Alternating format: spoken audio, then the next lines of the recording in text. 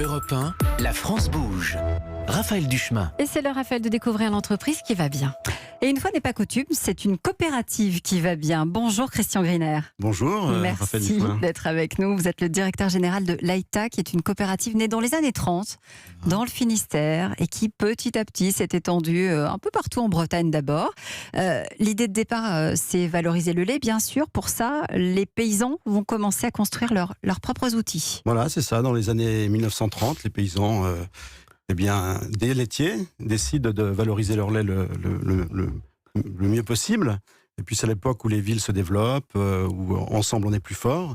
Donc les transports se développent, la chaîne du froid. Et petit à petit, ils commencent à produire du lait, du beurre pour approvisionner Brest, Landerneau, Quimper, Saint-Brieuc, puis un peu plus tard Ancenis, toutes ces villes de l'Ouest. Et à partir du principe, ensemble on est plus fort. Et on va durer longtemps sur ce beau métier qui est producteur de lait. Et quand la grande distribution commence à se développer, on est dans les années 50-60, l'idée vient de faire une marque. Voilà. C'est comme ça que naît Paysan Breton. Voilà, donc 50 ans après, dans les années... en 69 exactement, Ouais. puisque Paysan Breton a cette année 50 ans. Ils ne prennent pas une grande agence de marketing, ils se disent, tiens, oui, si on faisait une marque pour mieux valoriser nos produits encore, et ils se disent, nous sommes des paysans, nous sommes bretons. Paysan Allez, Breton. c'est parti, Paysan Breton. Avec Avec un premier produit qui est beurre. très connu, avec notre beurre demi-sel ou doux même. Hein. ça est ouvert dépend, à au petits beurre carreaux doux. bleus et blancs ou à Voilà, petits carreaux l'idée du rouges Vichy. et blancs. L'idée du Vichy, du territoire, de la Bretagne et puis des Pays de la Loire aujourd'hui. Avec le respect de la tradition, vous dites beurrière de Normandie, hein.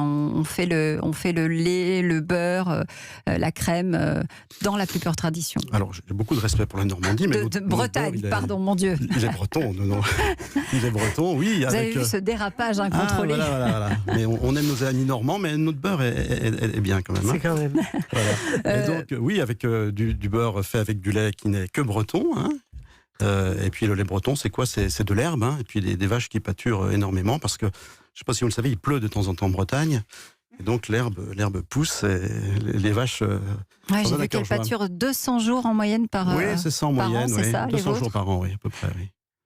Aujourd'hui, on est des années après le démarrage de tout ça. Vous êtes 7000 paysans à fournir la coopérative. Ce sont eux d'ailleurs les propriétaires. Ah oui, ce sont eux les propriétaires. Une coopérative appartient aux hommes et aux femmes, hein, parce que quand on dit Bien sûr. 7000 producteurs, il y a 3500... Et des productrices, bien sûr. Voilà, 3500 fermes sur lesquelles il y a souvent des couples, mais des salariés. Et à peu près 2 par ferme, où il y a 70 vaches, voilà, 2 travailleurs. Et ils possèdent la coopérative, ils décident de la distribution du résultat que fait la coopérative, et ils sont là pour leur avenir et pour l'avenir du territoire. J'ai regardé les chiffres. Vous êtes présent dans 1 foyer sur 2 en France. Voilà. Parce que, Soit bien avec sûr, Paysan Breton, soit avec Madame Loïc, qui est aussi voilà, qui est une de vos paysan marques. breton aussi. Alors, parce qu'on a commencé avec du beurre en 1969, et puis petit à petit, voilà, ça s'est élargi. Des fromages à tartiner, le fromage fouetté de Madame Loïc de Paysan Breton, qui est un produit aussi très très diffusé exceptionnel. aujourd'hui. Ouais, Exceptionnel, Faut le dire, hein. exceptionnel. En apéritif. Et puis les crêpes, des plus crêpes, récentes, 2000, les années 2000. voilà. Du lait ribot. Vous connaissez le lait ribot ? Bien sûr. Un lait fermenté breton. Et puis, voilà, et puis d'autres produits. Non, mais Que dit là, notre coach, Mercedes? Là, il n'y a rien à dire, c'est pas la peine de réfléchir. C'est qu'ils ont fait un mix marketing, si on utilise les mots du métier, avant l'heure, qui est complètement actuel. Puisque aujourd'hui, qu'est-ce qu'on cherche ? On cherche De l'authentique. de l'authentique, on cherche de la vérité, on adore les on adore les paysans. On adore l'idée qu'on va acheter directement aux paysans. On adore le local. Et ils nous font du beurre, ils nous font avec cette poêle Vichy. Comme quoi, dans la vie, il faut faire simple parfois. Un Simple et paysan efficace. breton, c'est simple, c'est fort, c'est efficace, c'est authentique. C'est exactement les valeurs des gens d'aujourd'hui. Et alors la Oh, suite, vraiment, bravo. la suite, c'est quoi, Christian Griner? Parce que on se demande où vous allez nous emmener comme ça. Voilà. Alors d'abord, je suis heureux que vous rendiez hommage aux 7000 producteurs et productrices. Hein. Ah bah oui, puis c'est les formidable. salariés Mais qui les gens font- qui adorent font ce ça. produit. Ils Voilà. aiment parler aux producteurs. Donc les chantiers qui de ont un demain, métier. oui, les projets, ça va dans votre sens. Hein.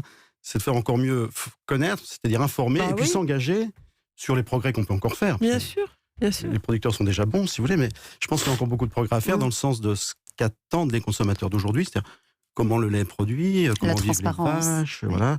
Et puis des produits qui sont, déjà dans les cahiers des charges paysans bretons, il y a pas d'additifs, hein. Il y a du lait, un peu de sel de temps en temps pour le beurre. Pour le Madame pour le Loïc fromage, aussi. voilà, des ferments.